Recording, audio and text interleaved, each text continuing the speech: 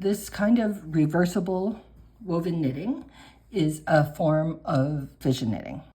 And the stitches, when you have them on your needles, are really packed in there. All the stitches follow what I call the rules of fission knitting. There are 3 kinds of stitches on your needles. The easiest ones to identify are these ones. These stitches have 2 loops on the needle. They'll have 1 loop of each color that you're working with. And those are background stitches. They will always be purled.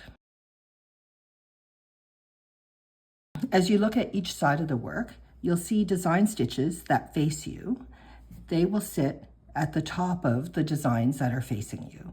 They will present as knit stitches. They have 1 loop on the needle, and you will always knit them through the back loop. They're probably worked in a cable, but when you're working them in the cable, they will be knit through the back loop.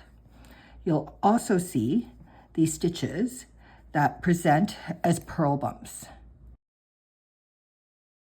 And those are design stitches that face the back of your work.